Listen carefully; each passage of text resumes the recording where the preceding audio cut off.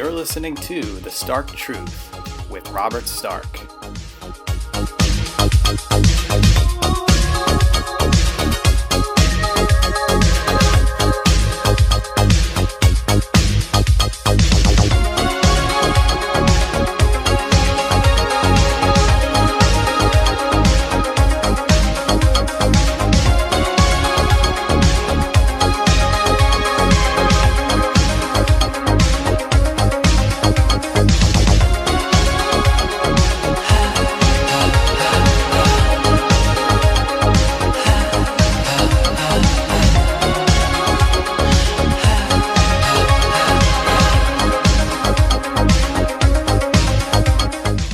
This is Robert Stark. I am joined here with Josh Allen Friedman. He's a writer and a musician. Josh, it's excellent talking to you. Hey, man. Where are we talking from? Dallas to to Los Angeles? Santa Barbara, and Pillar's in Philly. Yep, in Philadelphia. Okay, great. We got all the coasts here. I'm on the third coast. I like it. We're wired. Josh, you wrote this book, Black Cracker, and this is about your experience going to the last segregated school in New York. This was in 1962. Well, I was in first grade in 1962, so this is a book that I started when I think I was 18 years old when I started it, and I didn't finish it till about 10 years ago, which means, when did it come out? It came out around 2008? 2010, 2011, something like that. It took me about 35 years to write this book and to continue to travel back in time mentally to be able to recover lost memories. And of course, I called it a novel because such a thing, a memoir, there's no such thing as everybody has a different take on a situation, especially when it occurred in their early childhood. So who's to say how many memories have become dreams that got the events. I mean, I'm recalling conversations from the early 60s, decades later. So I'm recreating them to the best of my ability. So I call it a novel so that I don't get to, but it's really an autobiographical novel. But novel covers me in case there's any facts that aren't exactly true. The situation is I'm in Glen Cove, Long Island, and for some reason that's never been determined to this day, I was sent to what was then called the colored school. And it was apparently the very last segregated school in New York, certainly on Long Island. There were maybe 2 or 3 other white kids through the 4 years I spent there, one of them being my brother Drew. But it was an extraordinary experience, and I never realized that till many, many years later. I thought everybody went to college school. Didn't you? I mean, I didn't know there was anything unusual about it at the time. And of course, in the middle of the civil rights, when the civil rights era was at fever pitch, would have been those years that I was there, 62 to 66. But I had no awareness of that at the time, and so a lot of the book was, I read about the history of what was going on, including the Glen Cove Record, which was the local paper, and I was amazed to see the events going on around me that I didn't know about as a little child. For instance, the NAACP was trying to close our school down the whole time.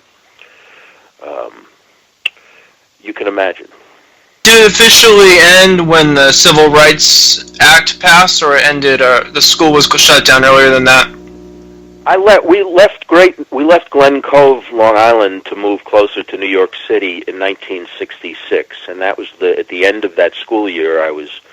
It turned out that was the last year of that school anyway. They didn't reopen in 1967, so I would have been sent by the time I was in 5th grade. Even if I had stayed in Glen Cove, I would have been finally sent to a white school, where everything got mixed and busing and whatever had to be done. I was already out of there. But the school closed by, I guess the last year was 1966, which was my 4th grade year. And it was forcibly closed. after years of protests by the NAACP. Happened to have been a very good school. All the teachers were white.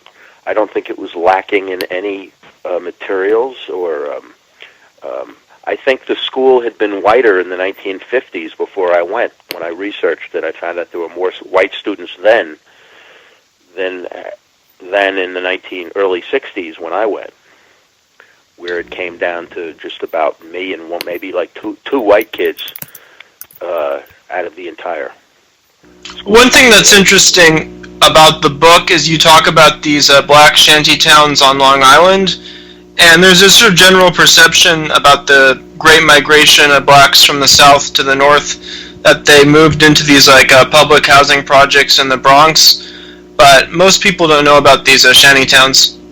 No, they don't, and they still don't, and there are no pictures that I was even able to find. Now, the most famous one would be called Spinney Hill, right near Great Neck on Long Island, which was a black township that was founded or came into an existence right after the Civil War, and to this day, it's a black area of. I suppose it's part of the village or the town of Great Neck, I suppose, but it's right on the border of it. Spinney Hill. Is this area you're talking about the area that's considered the Gold Coast, where a lot of the original, like the Vanderbilts, built their mansions?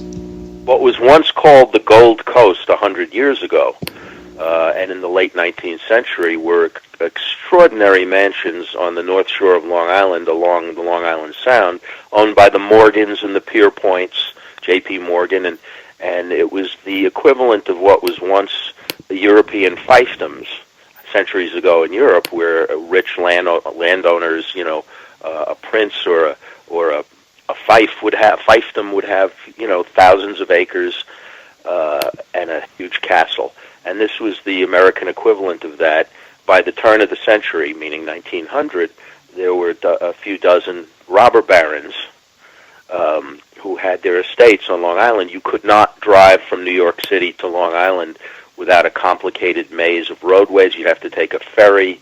It wasn't like after Robert Moses in the 1930s and 40s built the highways and the bridges that enabled people to easily get to Long Island, and the Long Island Expressway. That changed everything when the lower and middle classes moved to Long Island. But at the turn of the century, it was all Long Island was, aside from farmers and clammers, fishermen, it was mainly these extraordinary mansions, a few of which are left, which are now museums or public works parks. But at that time, there would be some guy who had 1,000 acres, and these mansions interconnected by bridle paths, where you could ride your horse from one mansion, a mile away to the next one through bridle paths, and it was just like a fairy tale land for the rich. However, by the 1930s and 40s, there were migrations of blacks who, in the case of where I lived in Glen Cove, there was an area that was a little-known area, unknown by whites, called Back Road Hill, which is what I write about. And I saw it in its last days before public project housing came in and replaced it, and they were it looked like the Carolinas. And I think most of the blacks who moved to Glen Cove, whenever they moved there, the 1920s or 30s, were from the Carolinas.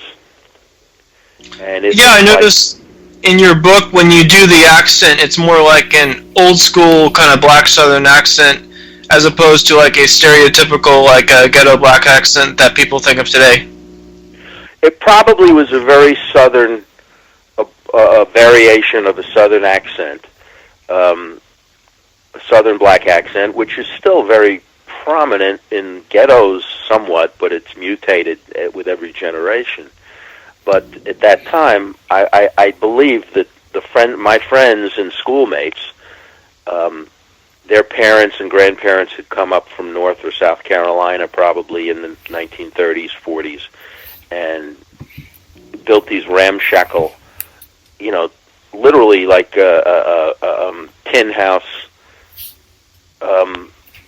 homes that looked like a picture from the Deep South from another era.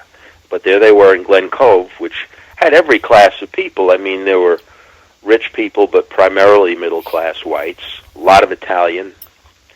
But then this Back Road Hill area in the woods that I remember from early childhood, which was extraordinary. And it was bulldozed by LBJ's Great Society. I remember it would have been 1965 when they started tearing it down, and they built project housing in that area of Glen Cove, which is still up today. But, I mean, these were houses without electricity and with crooked door steps and crooked windows, and they're my earliest memories, and they were haunting to me. They were shocking to me then, but I just thought it was normal.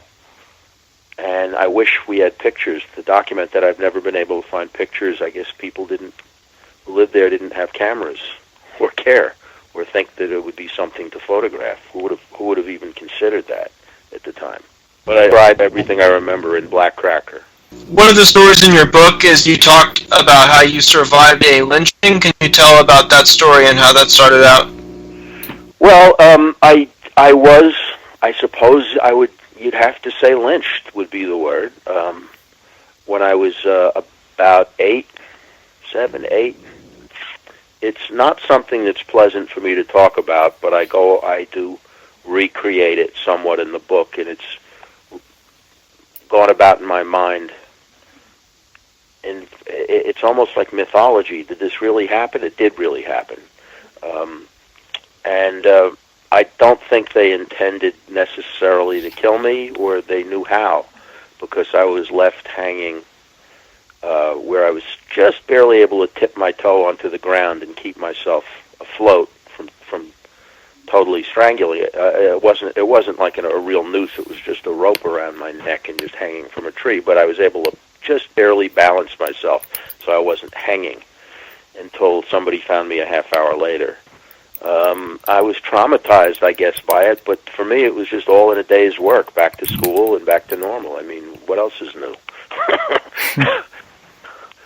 When you were a kid, did you talk to your parents about why they put you in the school? Was there a discussion about that? No, because it wasn't an issue why they put me in the school at the time. It was normal.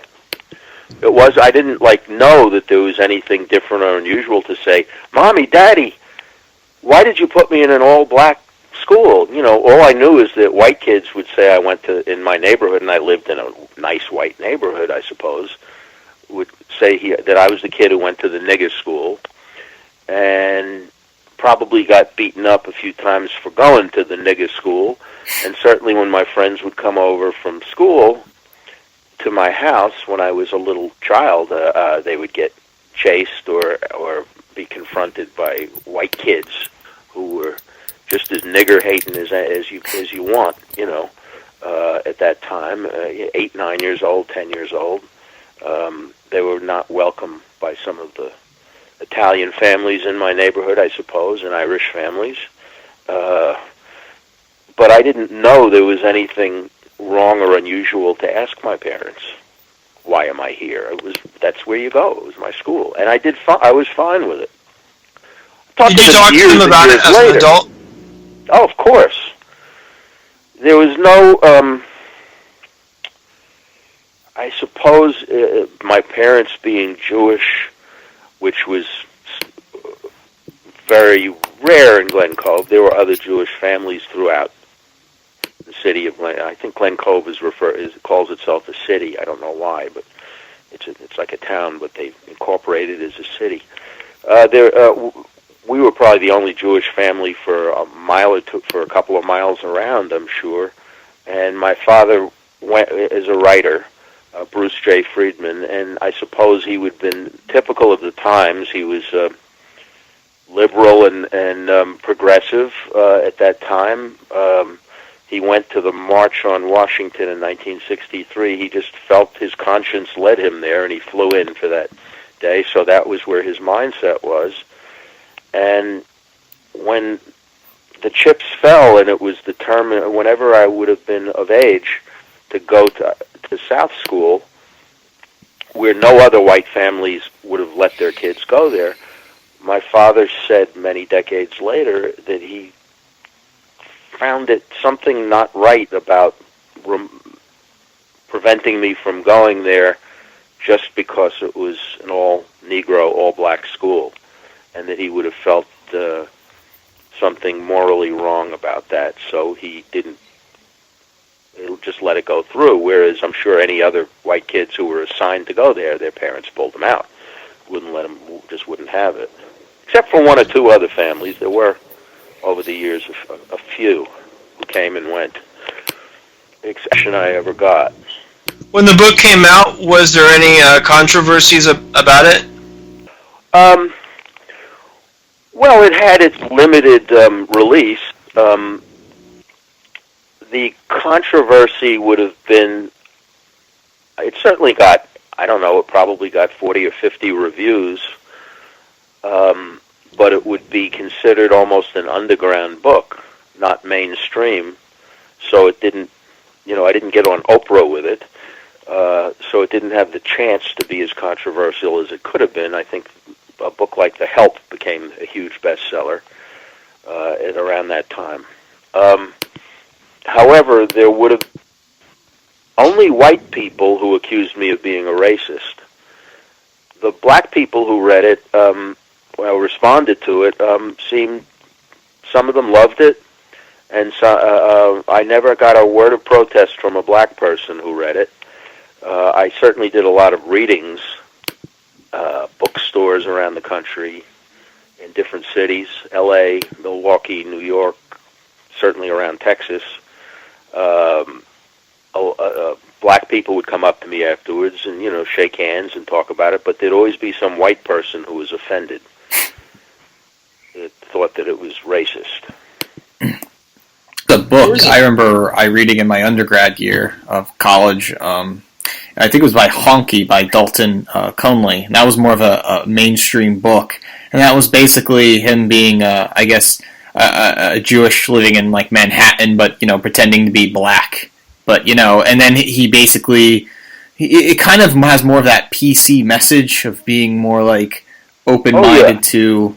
But Honky by Conley was more accepted. It seems that your book was much more have, I guess, a controversial edge to it or something. Right? Mine was pretty raw and goes for the throat, like everything that I do. So there were a few editors that wanted it at some of the big houses, two or three times, where somebody wanted it and loved it, and the big brass, whoever was at the top of the company, said, "No way, we're not doing this." I'm not surprised. I wasn't. So we had, it was released by a small press, so it would have gotten more attention if it could have been Putnam's or Scribner's or something, but. Short of that, there was another book around the same time that I think did become a bestseller. Two people sent me copies of it, and I ended up throwing it out each time. I found it almost unreadable. It was, I don't remember what the fuck, you would probably know the name. I think it got on the bestseller charts, and it was about a guy in the 70s growing up in Brooklyn, and his best friend was a black kid. And it's supposed to have shown the black-white experience, and I found it very... mild and PC and everything, that the way you're supposed to write about such things, to the point where it was offensive to me. But that was a bestseller of some sort. You probably know the name. It has a recognizable name. But what I did is going to push buttons much harder about race, which is, I think, very, it's a huge subject, and I think it's the whole PC thing about race is very destructive, in having to have code words and certain attitudes that are just written into the liberal establishment of the knee-jerk responses on how you're supposed to think and feel, which I think are destructive, I think. I've thought about this a lot, probably more than most people, and I don't know any... the best thing I would say is that there are no ultimate truths or ultimate answers to what race means. And what a racist... The word racist itself is, to me, a a misnomer and could mean 100 different things, and is misused every day in the media. The word racist. After your experience, did you go through a phase where you had negative feelings towards blacks or not? Yes, after my experience, not necessarily during. If you lived in New York City in the 1970s and got on the subway every day, you were going to have racial confrontations a lot.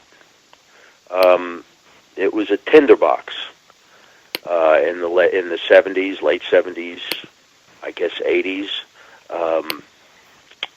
There was a tremendous amount of fear, intimidation, and more so, primarily black against white, meaning you're going to be confronted on the subway. If you bump into a black person wrong, there's going to be a fight or a confrontation every week, unless you really, really keep to yourself. And I'm not somebody who does that. I tend to respond and stand up more than, But I mean, I could think of 100 situations on the subway where if I had had a gun, I probably would have, may have used it. But thank God I didn't.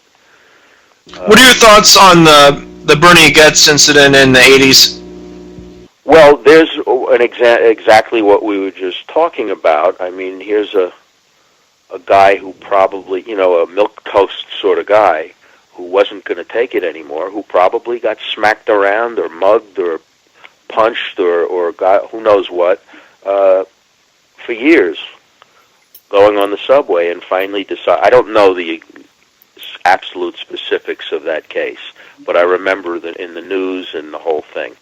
And it was one guy who was going to fight back all the way and pulled a gun and used it. And in that moment, he probably was about to be beaten up or mugged and didn't want to stand for it again. And I suppose it went too far, but he had to go to prison for it, I think, for a few years. It wasn't for the incident itself, but I think it was under the Rockefeller gun laws where he was illegally possessing a firearm, but the charges for the incident itself were dropped. Okay, well, that's a rare instance of somebody arming themselves against the law, and taking the matter, standing up for himself. Again, I'm talking in general terms because it's not fair to be the jury and the lawyer when you don't know everything that happened. But I get the sense of it that what he did was he felt he was defending himself, and he probably was. The people didn't defend themselves and would have just got punched to the ground or mugged or beaten up or just humiliated in that same instance. I know what that's like. Four guys from the ghetto come, suddenly descend on you, circle you, and I know what that's like. There was a whole issue with busing in general, and I had that experience. I grew up on the west side of LA, but I went to middle schools and high schools where there was a lot of busing, and I've heard liberals say that it would lead to more racial equality, but from my observation, obviously, besides the bullying issues, I think it's had negative effects, because what's happened is, besides kids being bullied, all those middle-class people left the cities, and then it's created this kind of environment where we have big cities like New York and LA have these extreme inequality. Then it's also encouraged a lot of this a really horrible suburban sprawl. So I think the negative aspects have far outweigh the positive aspects. That's just my opinion.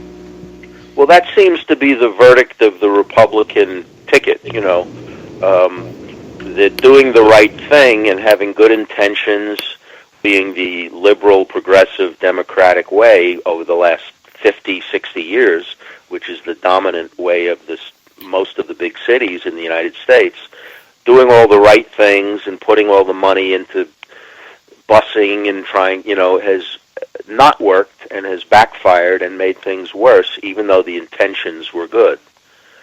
And that's exactly what you said. Nothing is what it seems, and things work counterintuitively.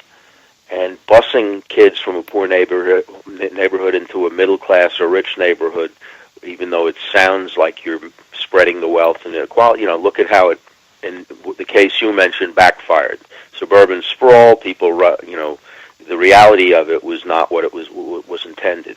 Just like welfare. I mean, people need, rather than have someone starve, give them welfare, and yet those good intentions turn into a cycle of one generation after another remaining on welfare or remaining in that ghetto environment, which is, I guess, very hard to break out of.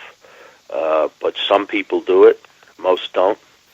And all the good liberal intentions to try and help have mostly created the opposite of what they're trying to do. Negative and unforeseen bad effects. I don't know. There's no ultimate, like I say, there's no ultimate truth. I would hate to be the decision maker on a lot of those things.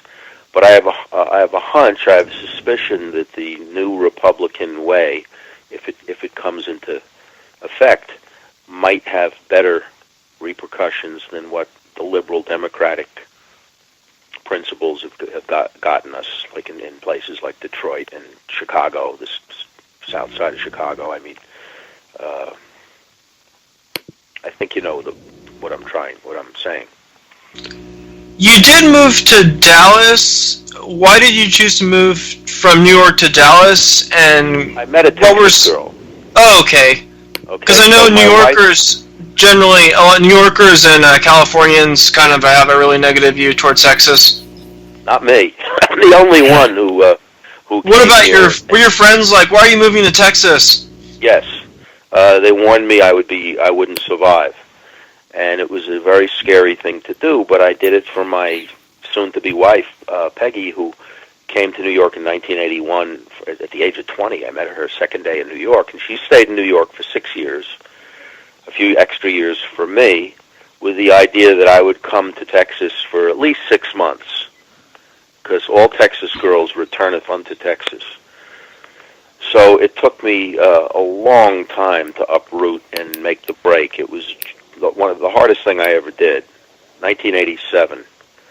But I moved lock, stock, and barrel down to Texas, and after a month, a very tough first month, I felt liberated from New York, and I earned my spurs pretty quick, and now I've spent half my life in Texas and half in New York, and I go to New York every 3 months. I go back. I love it for 3 nights, 4 nights. Get the fuck out of there after 4 nights. I've had enough.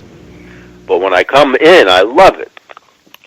Yeah. And get to come back home to Dallas. And who knew that it would work out so well? My guitar career took off in a whole different way once I moved down here. I didn't expect that. I got a record deal fairly quick after a year of playing in a pizza parlor, and then started to headline all over the Southwest. And I've had 5 albums out. But after my first album, I was like really headlining all over the Southwest for about the first 10 years I was here. Things slowed down a bit after that, but totally unexpected, and I don't want to say that. Do I love it here? All I know is it's home, home, home. But New York is too. Most New Yorkers I know of, or Californians, don't take to Texas the way I did. Your music was heavily influenced by black blues music and gospel music. Did that have to do with your upbringing and your story, Black Cracker? No, I don't think so. I don't remember hardly ever hearing blues when I was a small boy. To me, the biggest thing of my life was always the Beatles since day one. And then hundreds and hundreds of things that happened after the Beatles, including every form of black music there is. But I didn't understand what blues was when I was 9 years old, even if I might have been hearing it here and there in someone's house, in someone's neighbor, in Glen Cove. Maybe some of the parents might have listened. I might have heard blues somewhere, but I didn't understand it. And you can't when you're 9. Even James Brown was hard for me to get, but I certainly heard a lot of that. I didn't learn to appreciate black music until I heard it interpreted through the Rolling Stones, and then later Cream, and of course the Beatles. And then I became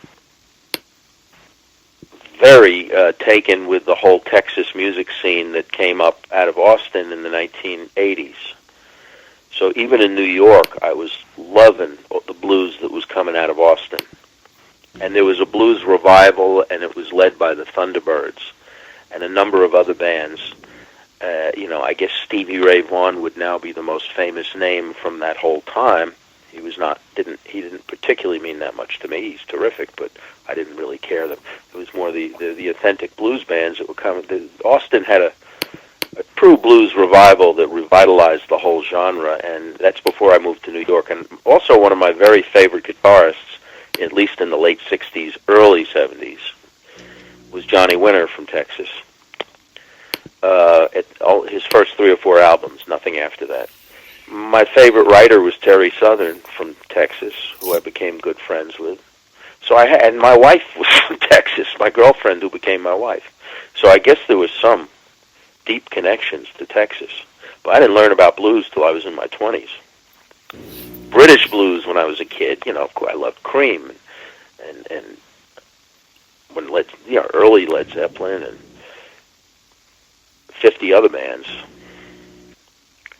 But that was British blues. You have to be taught how to understand blues, how to the black blues sounded like primitive and like old-fashioned to me when I was a boy. I said, oh man, I didn't understand it unless I heard it played by the white British groups.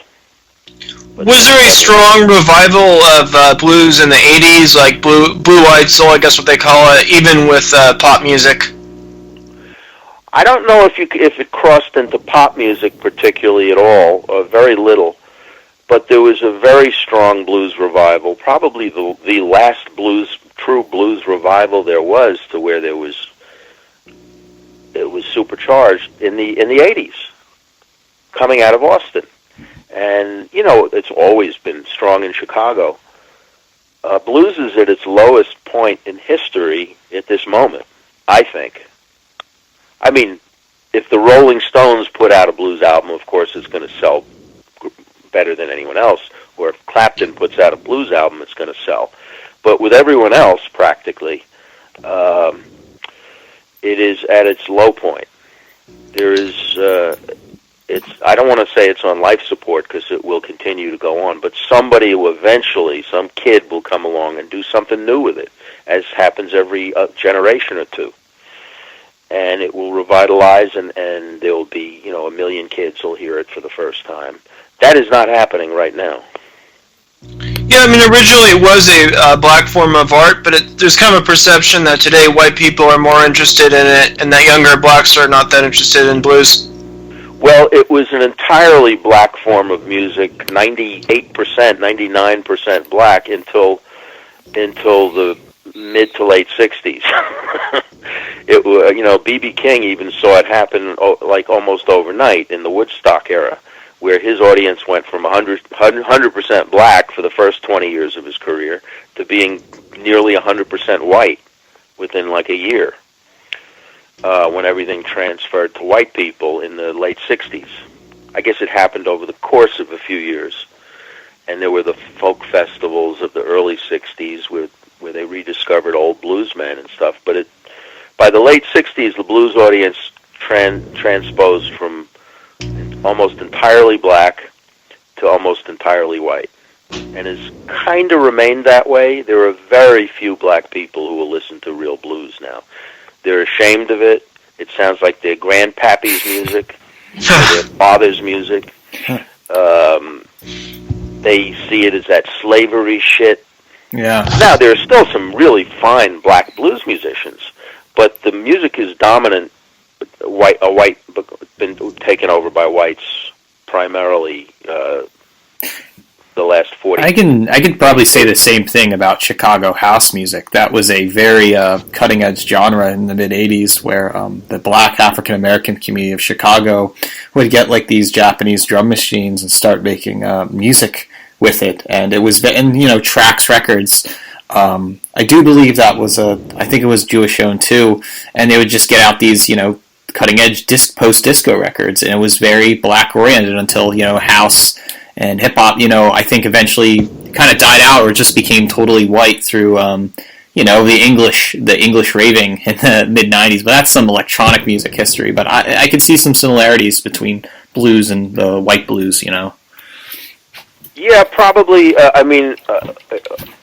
Things that started in the black in the black environment that were entirely.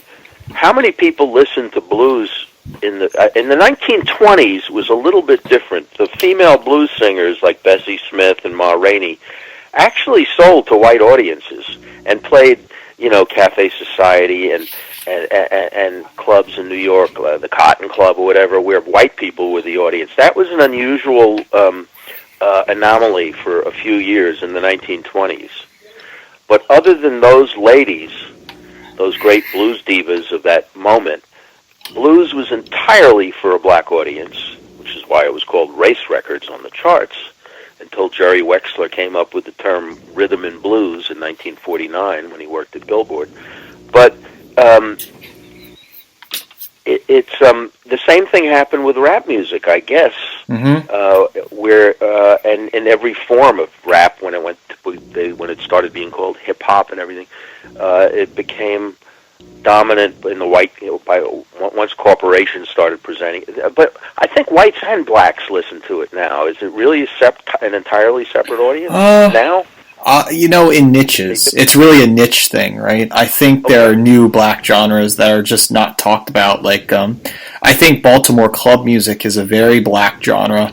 That's like, there's zero white people in that. But white people have their own stuff like Witch House, and I know these are like really cutting edge stuff today. But, I guess people do segregate by race and create niches of genres, but particular genres of music now that... Blessings of segregation. Look what they give us. Oh, yeah. Whatever's going on in Baltimore, if it becomes a little more successful, it will be... It will move over to the whites and act onto it, and then blacks will abandon it, as has happened with 100 other subgenres. Right? Did you collaborate with Huey Lewis and the News?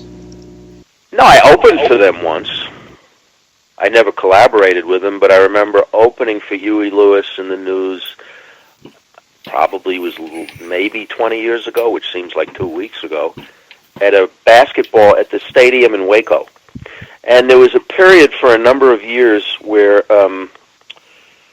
because I'm a solo guitar act, and because I'm good, I was popular to an extent back then in the 90s. I opened for lots of big rock bands because they could bring me on and off stage really fast, and I didn't require setup, hardly any setup. I just had, I could carry on my equipment really quick, plug in. I'm an acoustic guitar, do a fast sound check. So I would get it over a band. So I opened for, Bad Company and Huey Lewis and the News, Johnny Winter, Mitch Ryder, War, on and on, maybe 100 different bands like that in the mid 90s. And there was, I think, Showco. There were a couple of companies using me a lot. So I remember clearly the night that I remember it was being in a basketball stadium. There were probably 7,000 people. I couldn't see anyone with the lights, but I remember I got an encore, and it was great. And then they had 7 semi-trucks of equipment, of shit and props on stage and sets, and I'm thinking, man, I'm just on and off in 5 minutes, and they got to they're like setting up a circus.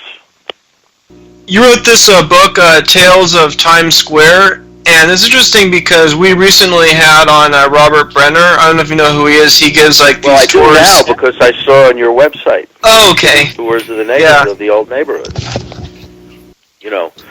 So I saw that. And have you taken his tour? No, I haven't. To be honest, I haven't been to New York yet. I've been all over New York. How old are you? Robert, how old are you? I'm 31. You've never been to New York yet? Well, I don't mean to be embarrassed. I'm younger than Robert. It's like saying being embarrassed to be a virgin. There's no shame in that. Oh, okay. No, I've been all over. What is interesting is I'm from LA, and in your interview with Luke Ford, you were saying that Broadway in downtown LA reminds you of like the old Times Square, but without the sex. The last time I saw Broadway in L.A. was when I was with Luke Ford. So how many years ago was that? I think it was after Black Cracker came out. Six years ago. I think 2010. Okay, so six years ago approximately, and I remember walking those streets with him around Broadway. I made a number of trips to L.A. that year because my publisher of Black Cracker was in L.A., Wyatt Doyle. So I remember thinking, man, if they were to shoot a series about Times Square in the 70s, they could use this could be a set right here. You know, they just need to put up some marquees, some prop marquees. It looked just like it could have been New York. I don't know if it's that way this minute right now.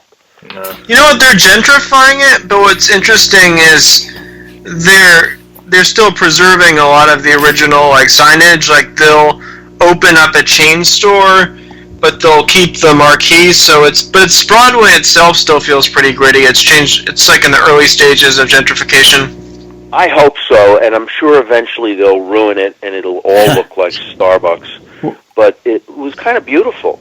Yeah, Times Square right now is just a bunch of huge TV screens, and the old Times Square that was once like the sleazy is kind of gone. It's now just a market square for tourists of the world to enter. I was there like a few weeks ago, actually. You talking about the actual Times Square? The itself? actual Times Square itself. It's just huge TV screens of like Lego Batman movie, M&Ms, toys, and like tourists from, you could see a lot of Chinese and a lot of other different people just around the world just coming to get, have fun, and it's nothing like the Times Square of the past, so it's very much of a changed place.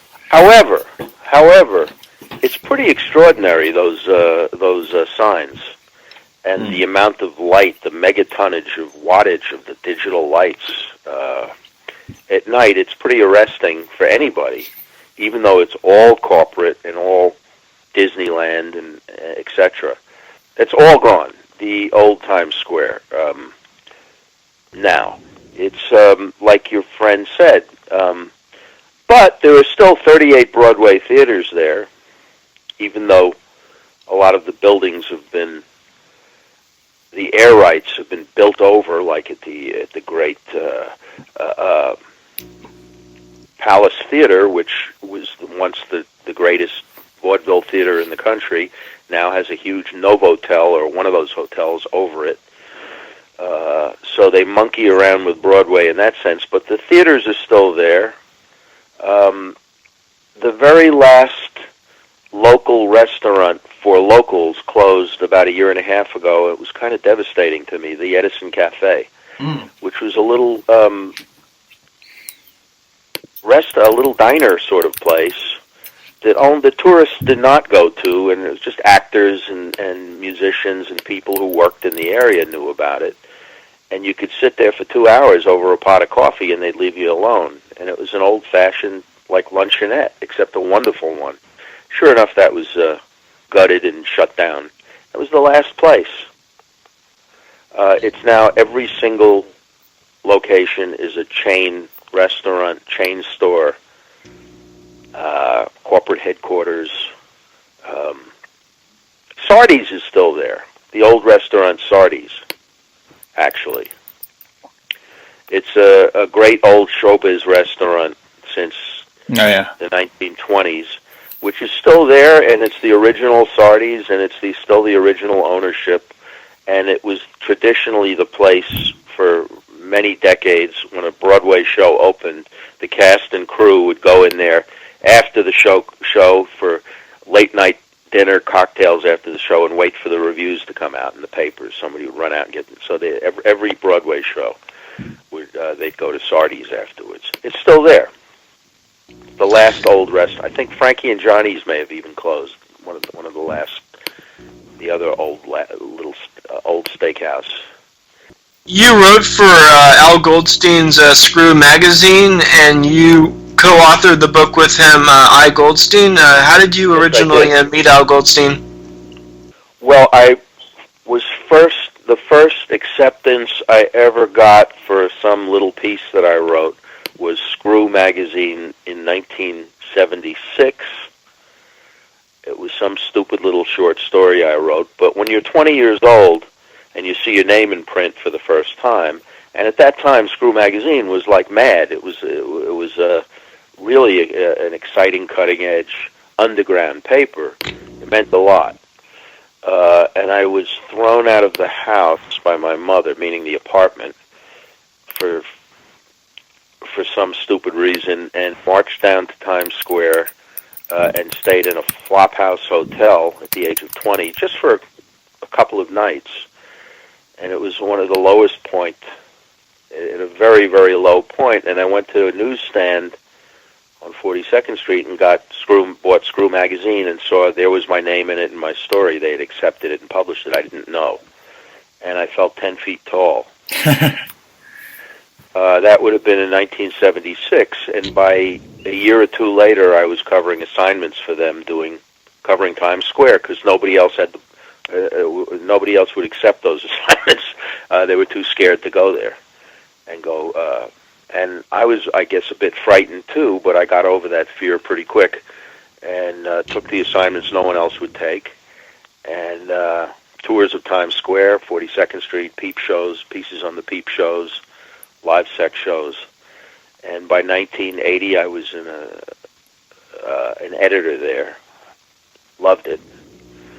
And therein, got to know and see Al Goldstein in action on a daily basis. So that many, many years later, I wrote his autobiography before he died, when he was homeless. Goldstein, who was at one time a very wealthy gentleman in Manhattan with a great East Side townhouse and a full-time chauffeur and residences in L.A. and Holland and Amsterdam, in Florida, lost everything. And he did it to himself, and he ended up on the homeless on the streets of New York for a year or two, sleeping in Bellevue Men's Shelter. And I was able to get a book deal. He asked me for anything I could do, some help, to get him a little bit of money, and we did the book I, Goldstein, which I think is an important document of the whole late 60s underground press and how it came to be. Did he go to jail for his work at some point? Al was thrown in jail at least 22 times. Most of them were busts for obscenity when in the opening years of Screw, 1968, 69, 70, 71, he would get arrested sometimes every month. For instance, Screw was the first public newsstand publication to show pubic hair, full frontal nudity. Well, now you wouldn't see that, but for different reasons. I don't know. I'm sure you can see it. Now you see it on everything's online. I don't know if. No, I'm saying now you wouldn't see pubic hair, but for different reasons. Well, it's because most people shave, right? Shaved it off. Yeah. Because they've shaved. Because they got air strips now. But in those days, anyway, everyone had pubic hair back then. Women didn't shave. So it was. We're saying pubic hair, but what we mean is a vagina or a penis. The first time it was ever shown in America in a newsstand publication sold to the public. I'm not talking about underground mafia pornography that someone would buy illegally. Was Screw. So jail for that. He went to jail for doing I think the first time he was arrested, they put a mock-up of Mayor Lindsay with his cock out, and NYPD came to Screw and threw him in jail that weekend for that. The first dildo ads that ever appeared in a public newsstand publication in Screw. Al was arrested for that. Went to jail for he'd be in and out of Rikers in one weekend. Now your grandma can buy a dildo at the corner drugstore, but in 1969 it was considered, Goldstein was up on charges at Manhattan Supreme Court for promoting obscenity with a dildo was considered for obscene purposes. And the thing is, he doesn't really get the same recognition that, say, Larry Flint does.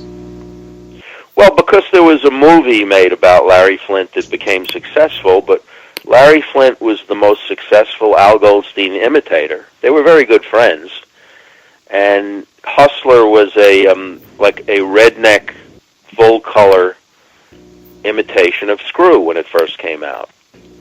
Hustler came out about 72, 73, and was like the redneck version of Screw and lifted a lot of their stuff from Screw, but they became good friends. Hustler would if anything we did in Screw, 2 months later we'd see it in Hustler. But that was okay. But Goldstein is, if you were to look at that, at the book, Guy Goldstein, or any other, a number of other sources, you'd see that he was the one and only, you know, and he almost single-handedly, aside from Hugh Hefner, who was really the biggest changer of the society, after Hugh Hefner, Goldstein is the man who democratized pornography in America. And Flint followed in his footsteps and became, you know, more successful financially with a national publication, and had that movie made. You've had a lot of your books published under Feral House. We recently had Adam Parfrey on. How did you get involved with Feral House? Well, Feral House was the first publisher to reprint Tales of Times Square, which originally was published in hardcover in 1986. And about 5 years later, Feral House contacted me. I didn't know them at the time, and wanted to reprint it as a softcover. And they did, and it did quite well. And they have kept it in print in at least, how many editions have they done? 3? 2 or 3 editions Feral House has done. They have a new edition. Well, a few years ago they did an expanded edition because there was going to be a movie come out, which didn't get finished. Oh, I think I heard the Tales of Times Square. It was half done. It was half done, and the director Paul Stone played it at film festivals as a half-finished movie. I didn't think it was very good, or not good enough, but there was one good scene in it. Anyway, he never finished the film, so it remains an unfinished film. Fucked up the rights so that I haven't been able to really sell it to anyone else. I learned a big lesson with that. But that's how I met Feral House. So what else? They reprinted. What else did they do? I contributed to It's a Man's World as an editor with Adam Parfrey, and he did a book called When Sex Was Dirty, which was like a very small, slim little follow-up to Tales of Times Square with some stories that take place in Times Square and elsewhere. He did that. So I guess I've had 3 books with Feral House, with Adam. How did you get to know Luke Ford? I mean, I've met him a few times, and he's been a regular on this show. He used to be a major porn journalist. Yes, and I remember that, and I met him in L.A. years ago and was very fond of him, very taken with him, and his conversion was fascinating to me. And I suppose I was seeing him online when he was doing that porn gossip column, but the dichotomy, the contradiction there between, here's a guy who's become Orthodox Jewish from Australia, going from the Catholic Church to becoming Orthodox. Oh, it was Protestant. Seventh-day Adventist. That's the one. Both that and the idea that he was writing a local gossip column about the porn industry, but having to use, when he said God with hyphens, because you can't say, that whole dichotomy was very. I got a kick out of that, I suppose. And then when I met him, I liked him very much, and I think I did a few interviews with him over the years, and met with him in L.A. several times. I don't remember the first time that I met him, but I liked him a lot. I'm very fond of him. Whatever anybody says, I think people got angry at him in the porn industry for some reason, and they vilified him for something or other. I don't know what it was. Somebody didn't approve of what he was writing. But I just thought he was, from what I could see, a very nice gentleman, and I liked him quite a bit. And he did some nice interviews with me, I suppose. The porn industry today is very different than it was years back. Today I feel that the porn industry is very avant-garde. Even though they're everyone is shaved, they look like super cartoon models. I find that there's a lot of interesting underground pornographers which have hidden talent, but a lot of guys are jerking off to them and don't understand that they're also, people too, or at least that there's some kind of, I guess, underground element that has to be exposed, right? I do really like Luke Ford's work on that, the porn journalism. I feel that there has to be a kind of a new porn journalist. It's just no one wants to do it because it's a tough thing to do. It's like nobody wants to do it, or there's too much stuff coming out, and it's hard to. Well, Luke's not doing it now. He gave it up a long time ago. Yeah, that's what I'm saying. Is that I'm Who trying. Who's doing it now? Who's writing about it in an interesting way now? That's what I'm saying. It's kind of. I mean, you guys. That's what I'm trying to do, at least. I mean, we've been trying to get on some pornographers on the show, at least, but that's what I try to do. It shouldn't be too hard to get them on. I saw you had Tom Dick Smothers Jr. Oh, yeah, we had him on the show. Other candidates... other candidates include Emily Bloom or Harriet Sugar Cookie, but once again, it's you gotta pay them to be on they're prostitutes. I'm forget about it. It's we just want to talk. We don't want sex. I don't know if that's possible with some of these people. Well, an old rule of thumb for at least the past, I don't know what it's like in the 21st century, everything's different. But the rule of thumb in the 20th century in the world of journalism is nobody gets paid for an interview, period. And that may be an exception to the rule if there's some huge celebrity scandal and you need to pay off an informant or someone to blab. That's different. But as far as interviewing a quote celebrity or a writer or an artist or an actor or a movie star or a theatrical star or anybody, you don't pay them for that. Al Goldstein, there's only one time in the Screw was around for about 35 years, 33 years, something like that. I remember there was the guy who was a black porn star in the 70s, Johnny, he may still be alive. There was one black porn star who was the biggest one. I forget his name. Was he in Deep Throat? He was in some Marilyn Chambers films. Johnny, I forget his name.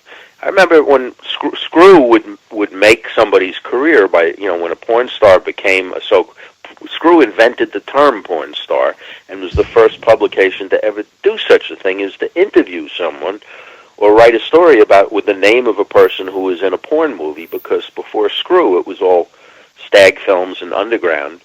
And Goldstein interviewed a lot of musicians too. I think we interviewed David Allan Coe. Are you familiar with him? Yeah, I was there during the interview. It was on Midnight Blue.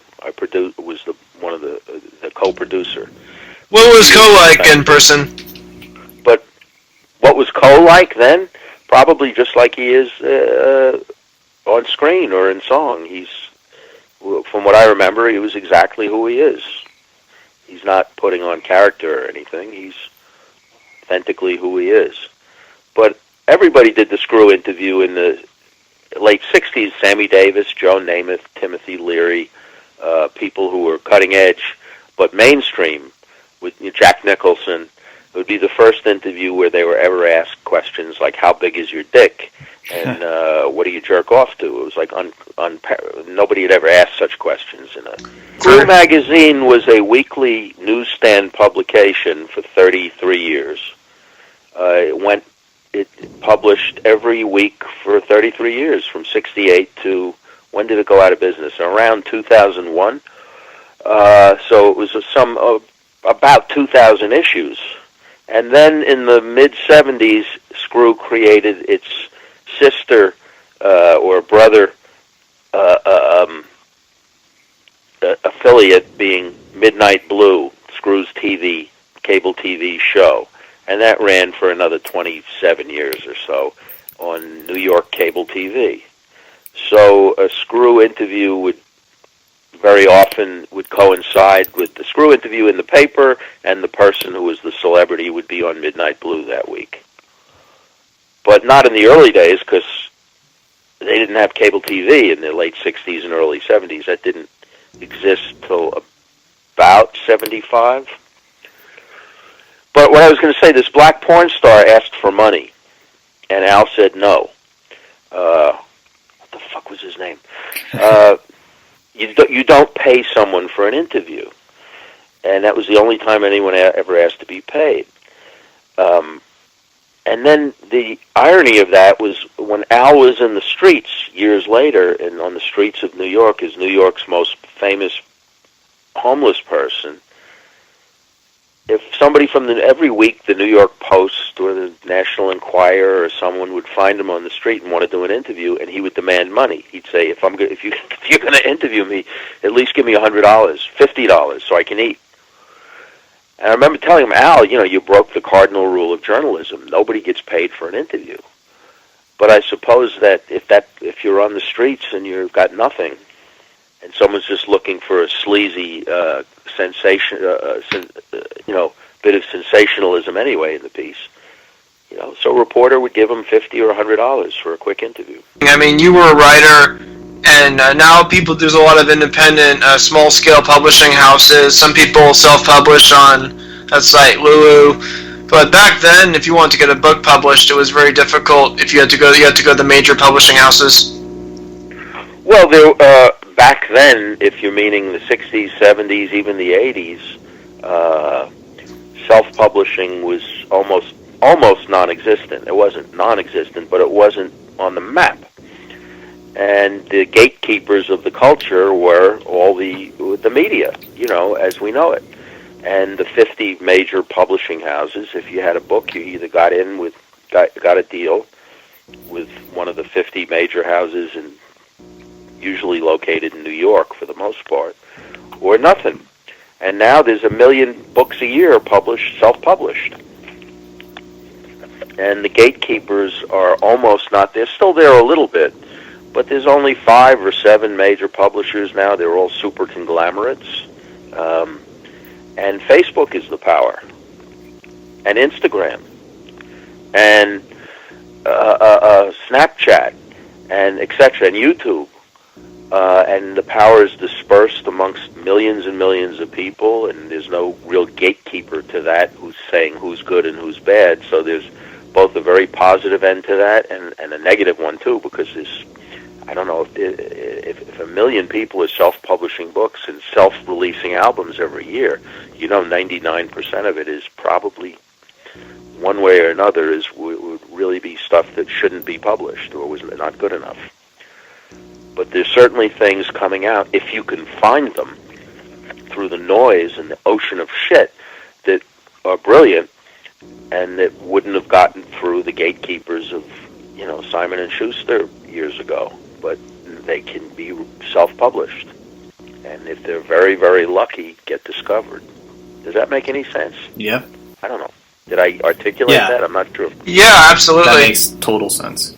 Different world, a whole different universe right now. Nobody knows how it's going to shake out. It's continuing to shake out. Is it better or worse than it used to be? In many ways it's worse. In some ways it's better. Musicians don't make money anymore for albums. You're with the streaming that's going on now, basically music has become worthless on CD. Okay. And I'm not talking about Kanye or Beyonce or someone like that. I mean, that's the 1,000th of 1% of the corporate culture. But everybody else, you're not getting paid to release an album anymore. A lot of bands are, you can only maybe make money on the road, although that's a money-losing proposition for most bands, too. So in a significant sense, music has become worthless now, for the first time ever.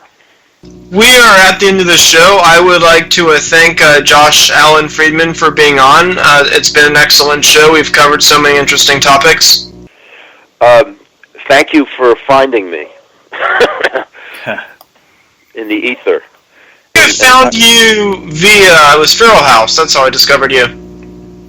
Well, I've been on, I've had a few books remain in print through Feral House since 1991, I guess, is when around then, 93, when he reprinted Tales of Times Square. So thank you to Adam Parfrey and Feral House for being there. And you're more important now than the New York Times, a publisher like that. Right on.